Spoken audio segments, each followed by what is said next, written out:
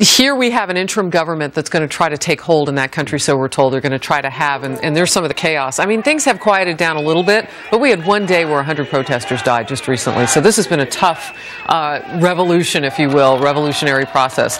The former president, somewhere in eastern Ukraine, we don't know where tonight. That's a live look in Kiev. That square has been pretty active over the last couple of weeks. But the critical point now is what happens? Do the people who align themselves with the West, who want to elect a new government, what happens with them versus the ones who are right next to Russia, the eastern part of the country? What if Russia steps in and says, we want it this way? Well, already there have been soundings from Crimea, southeastern Ukraine, of Russians. Which is a Russian area. It is 60% Russian, inviting the Russians in as they were, quote, invited into Georgia. Bottom line, the spirit in Ukraine in most of the country is of people who share our values, even if we have not been particularly present. What will we do? Harris, I think Vladimir Putin is betting that we will do nothing. This is far from over, despite the peace today. So, but here's the point, Pat. What if Russia decides to put boots on the ground to try to make it what they want it? What will we do?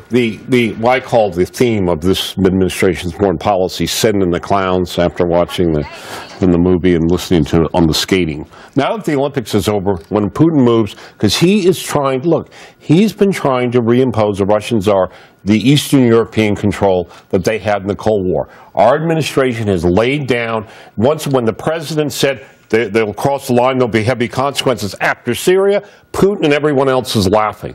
The fact is we will do nothing. We pulled back from supporting the Ukraine, Eastern Europe, joining NATO. All of this history, the country needs to understand why this is important as much as we're focused on domestic politics. This is now the spark point. And when you said the Russians are being invited in, all I can think of is the Sudentenland. Hitler was invited in to the Sudentenland by the Sudentenland Germans. Harris.